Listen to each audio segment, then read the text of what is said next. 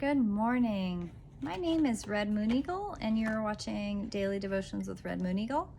And this is a banked video. This is for future use when I don't go live. I do bank a couple of these as we go.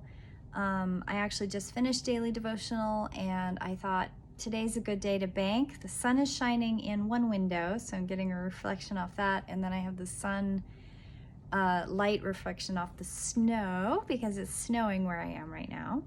We are in probably tide of destruction, which is winter solstice to spring equinox. If I post this afterward, after spring equinox, that would be the tide of renewal from spring equinox to summer solstice. I do encourage you to hit subscribe and like if you have stumbled across here for the first time. I go live most days, Monday through Friday, somewhere between 6 and 6:30 in the morning.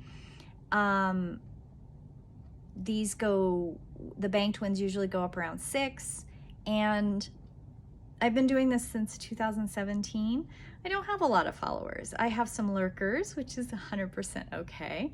And if you find a daily devotional you don't like, if you don't like what I say, go find another one. There are a lot of them. I actually go back occasionally when I'm feeling down in the dumps, or if I need to get a little bit of an inspiration for my own daily devotional, I will go pull one up. I have a couple YouTube videos that video makers that I watch that give me inspiration, and then we use cards and we focus on a theme. So let's pull our cards and see what our theme is going to be today. I'm going to start with the Sacred Self-Care. This is Beauty Ritual 5. I am beautiful inside and out. Whatever makes you feel like you're manifesting your most beautiful self is worth putting energy toward. Plan a beauty ritual that feels sacred and indulgent. Set an intention and be in a mindful state throughout your experience. Feel your body. Your body is a beautiful thing. When we talk about body, mind, spirit, emotion, body is the one that most people start with. Body, mind, spirit, emotion. And the body holds emotional trauma. So doing self-care beauty rituals helps you. You've never ever seen me wear makeup on daily devotions. I don't own any makeup anymore. I think I actually do have a box of it somewhere, but it's probably so old. I'm never going to use it. And that's okay. Beauty rituals can be a lot of different things. I love to do gua sha. I've actually shown gua sha on here before. And your journal prompt for today is, what could you do to make your daily routine feel more sacred? I like to do things where I sit in front of my window, where I get the beautiful sunlight, I drink my tea, and then I sit here with my gua sha and my tuning forks. I've already done my full thing this morning, so I'm not going to do them right now for you. But the mantra, I am beautiful inside and out. Your body is exactly a beautiful vessel gifted to you from Mother Earth. You, the entity that are living within it. All the things that are wrong with it are also beautiful because they're part of the journey, and they are a beautiful thing that she has gifted you. And Animal Spirit Guidebook. We have drawn the golden egg. Message at the center of the heart, the unstruck sound. Within the golden egg lives a precious sound. Deep within that sound resides a message. The sound cannot be heard nor the message discerned until we retreat from the noise of the modern day life. The magical essence of the golden egg needs warmth, quiet, and a time to unfold. No rushing, pushing, or grasping. Find a place of deep and restful ease, perhaps through a yoga or meditation. If you do not yet have a meditation practice, take some time for introspection and contemplation. When the mind begins to settle and the breath is calm, ask the question that weighs heaviest on your heart. Stay open to any response you hear.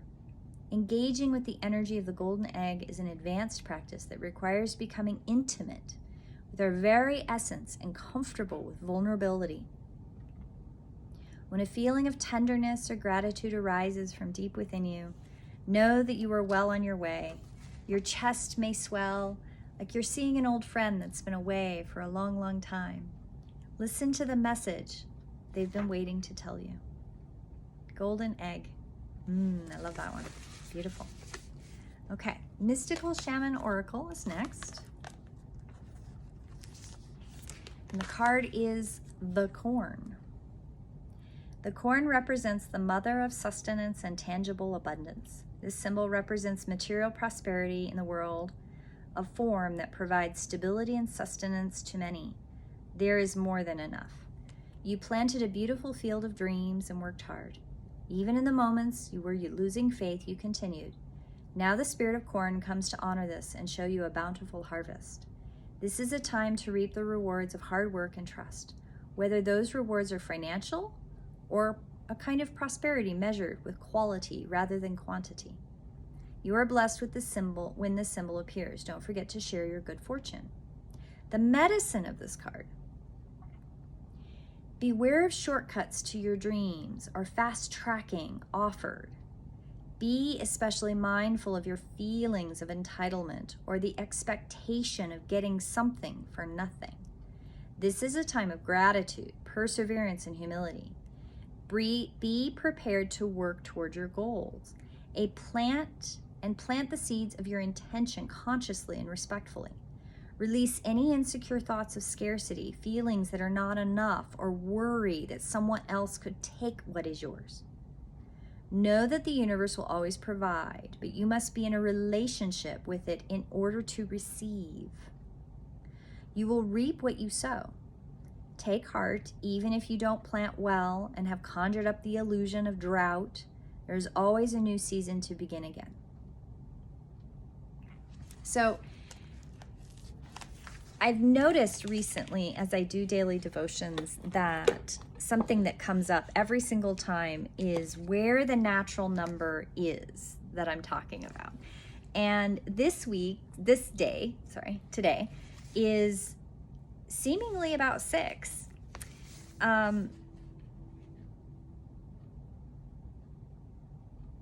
Trusting the center. So the golden egg is the center of the heart. It's the natural number 6. So I was kind of leaning that direction anyway, but then as I read corn, I thought, yes.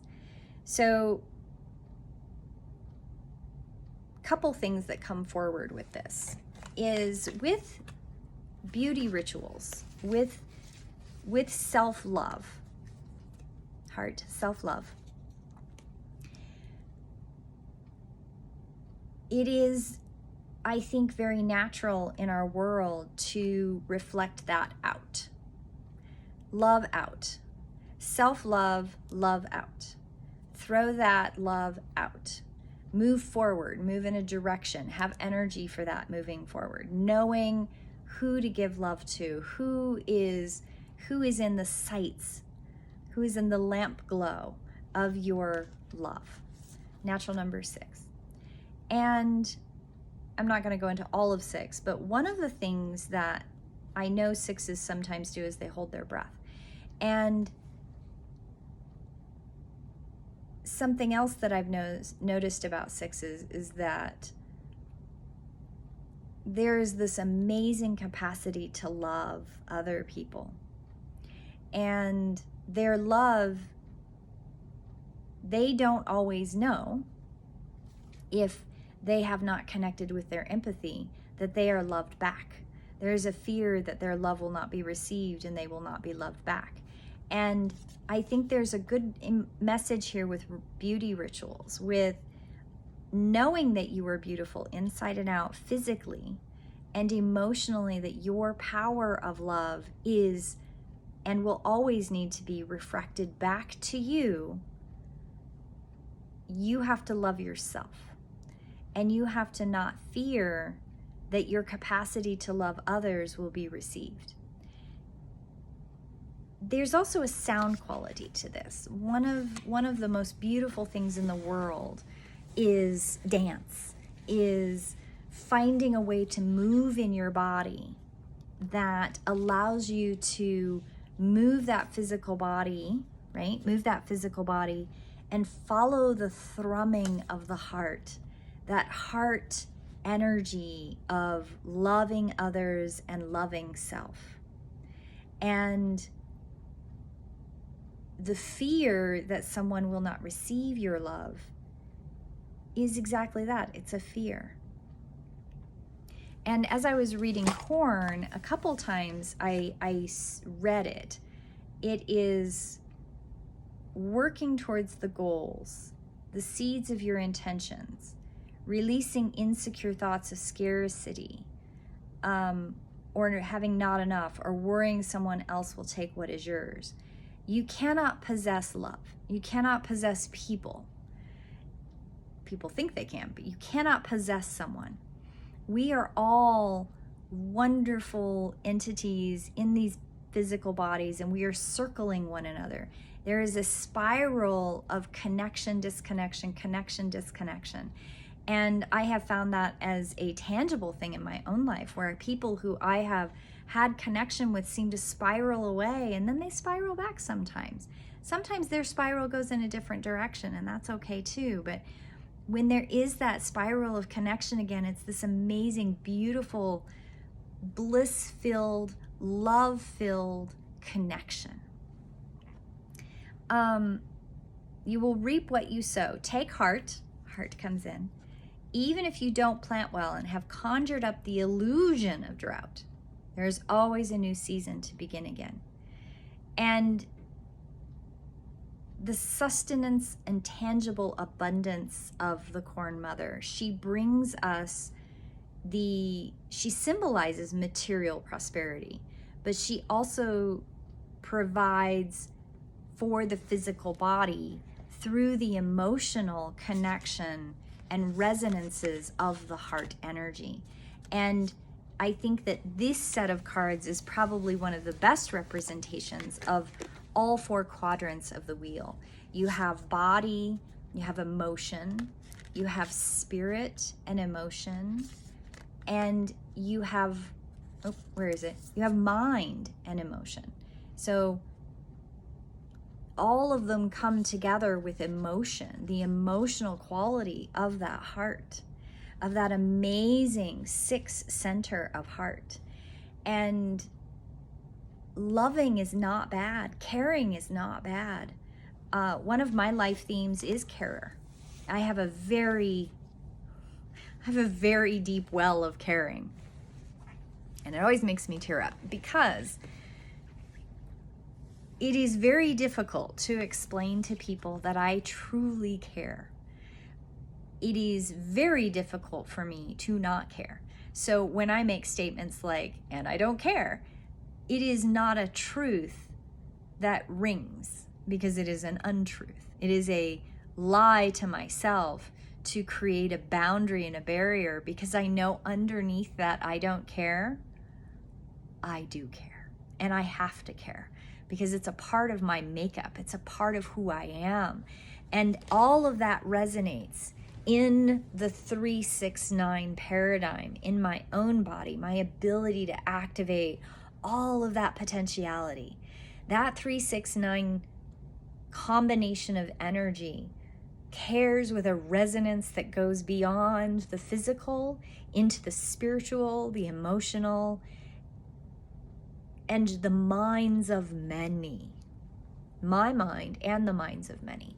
So these cards today are deeply resonant, not just for 6, to not be afraid of the shadows that 6s have, that fear of not being loved, not being heard, that fear of not having enough information to know how to move forward, to feel paralyzed and frozen, deer in headlights of what to do next. And yet also that deeply heartfelt jaguar ready to pounce, that energy to protect those that you love and those that you care for with a ferocity that is deep into the heart, that lives there and resonates with so much power.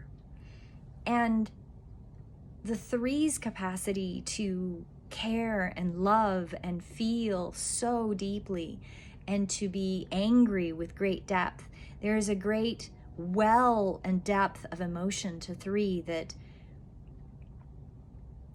I've never met a 3 yet that wasn't viscerally aware through their natural number that they could hurt someone with those feelings, and they could overwhelm someone who wasn't ready for the deep well of joy that they can bring forward. And they have to work through that. And nine love is vast, and it's into the depths of the universe, into every molecule, magnetic resonance, every thread that connects us all. And that love is so vast, it is paralyzing. And that fear has to be worked through. You have to bring it back into the moment. You have to breathe in, and you have to say, it's okay. I don't have to have the solution for all the bigness. I don't have to know what any of that is. What I can do is flow in the harmony of right now, and flow in the harmonic connection we all have together. And 9 teaches 6 and 3 to stay moving. 9 has to move. 3 and 6 need to be reminded to move. And why is movement so important to the 3-6-9 paradigm? Is because your heart in the center of your chest beats.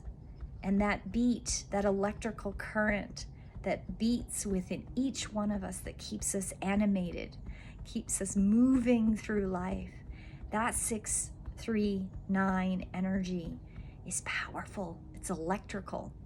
And that electrical beat, that heart, that electrical synapse, that beating from the moment you're in the womb and your heart starts to beat, those cells are moving till when your heart stops to beat. And you pass in, the spirit, passes into the next place, and your heart and your body cease to function. And what we think of as death, as permanent, this body will not be used ever again. And yet each molecule, each cell goes into the earth and becomes decomposed and becomes a part of Earth herself, so that she has all the qualities and minerals to grow corn, to continue the cycle of renewal. We go back to Earth. Unless, of course, you embalm yourself into a steel casket, which I've never understood. But 3-6-9, the heartbeat, the energy, the movement, they all have qualities that are unique to themselves. And we need them. We need those qualities in our lives. We need these people in our lives that have this natural number 3, the natural number 6, the natural number 9, that brings us into moving, accepting, loving ourselves, and resonating with the vibration and the coherence of love. The coherence of love, of that vibration. There's a whole musical theory stuff that I stumbled across many years ago, and I actually stumbled across it again because I was reading this book, and this book led me to another book by Gurdjieff that I had read a long time ago, and that book led me to a harmonic resonance book, and I'm reading it electrically, like on my Kindle, but I'm trying to get a paper copy of it because paper copies and I love each other because I write in my books. This book was given to me by a archaeologist who, I was working at a hotel, I was young, I was living on my own, and he checked into my hotel. He was an archaeologist, and he worked with the Mayan culture. And he came into my hotel, and we had this amazing conversation.